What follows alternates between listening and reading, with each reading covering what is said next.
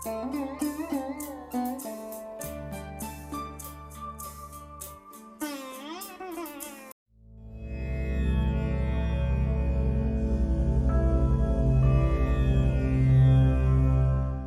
గురుభ్యో నమః.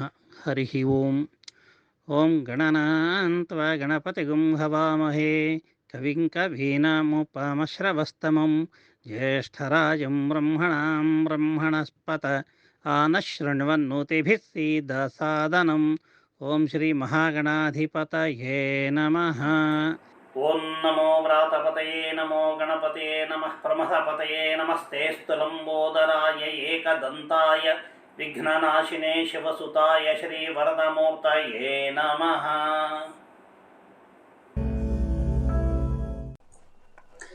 और ऐसा ये पूरा वेद पूरा मंत्रों से होती है.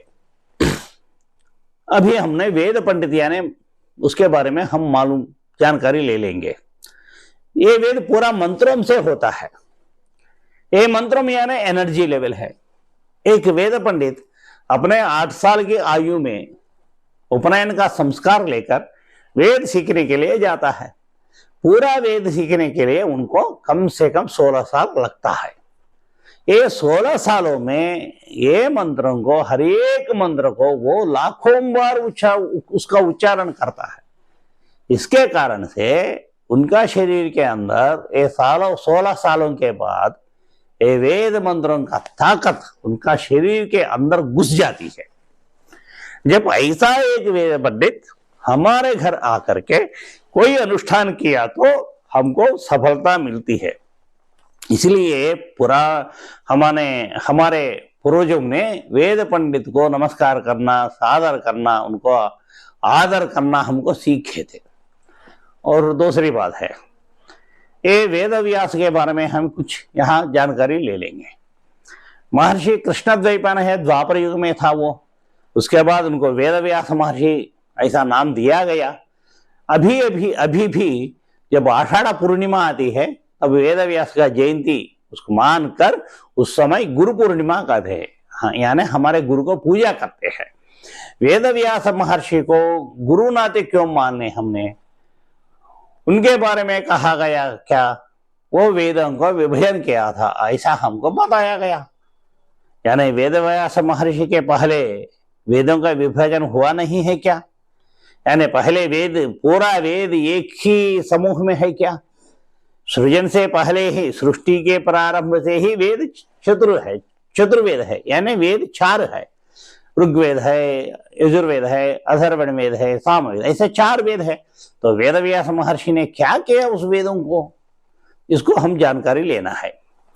जब रामायण पढ़ते हैं ना, रामायण क्यों पढ़ना है ऐसा एक प्रश्न उसके अंदर आते हैं. उसमें महर्षियों ने नारद को पूछते हैं, हे भगवान, कलयुग आने वाला है, कलयुग में मानवों का उनका आयु बहुत कम है, 100 साल का आयु है.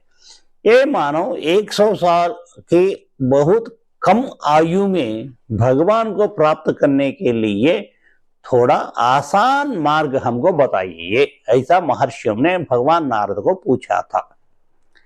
इसका अर्थ क्या है, कलयुग में मानवों का आयु बहुत कम है, 100 साल है. यानी उसके पहले द्वापर में मानवों का आयु इससे बड़ा है, ज्यादा है. त्रेता युग में भी इससे बहुत ज्यादा है, कृतयुग में भी बहुत ज्यादा है.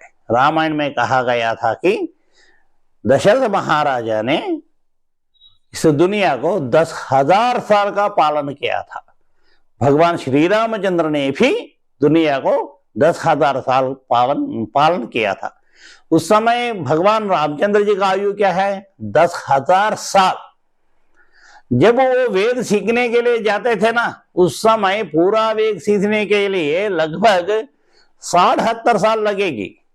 70 साल वेदों को सीखने के बाद, बहुत अस्त्र शस्त्र सभी सीखने के बाद अगर वापस आएंगे, उसके समय वो शादी सब कुछ करेंगे. 70 साल का काल जो है उसको बहुत छोटा है, वो बॉयहुड है, यानी चाइल्डिश है, वो बहुत बचपन की है.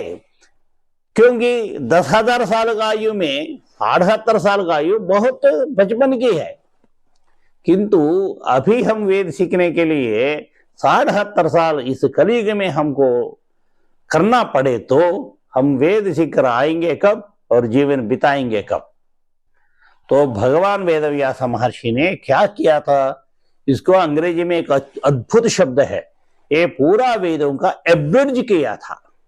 उसका एब्रिड्ज यानी जो वेद होता है उसको एक साथ उसको स्मॉल करेंगे, उसको शॉर्ट बनाएंगे, यानी वो संक्षिप्त करना नहीं है। संक्षिप्त यानी क्या है, कुछ जो है अच्छा है उसको मिलना, जो अच्छा नहीं है उसको निकालना, ऐसा नहीं है। पूरा वेद को शॉर्ट एंड फॉर्म एब्रिड्ज किया गया। इसीलिए 78 साल सीखने के जो वेद है 16 साल में हम सीख सकते हैं। इसी तरह वेदव्यास ने, भगवान वेदव्यास ने वेदों का एब्रिड्ज किया गया। इसी कलयुग में मानव के लिए ये बहुत आसान के मार्गों ने चयन किया था, वो तपस्या करके हमको लाया था। इसीलिए हमने भगवान वेदव्यास महर्षि को गुरु नाते मान करके उसका जन्मदिन जो है आषाढ़ पूर्णिमा को हमने गुरु पूर्णिमा करते हैं। यह है वेद के बारे में थोड़ा कुछ समाचार।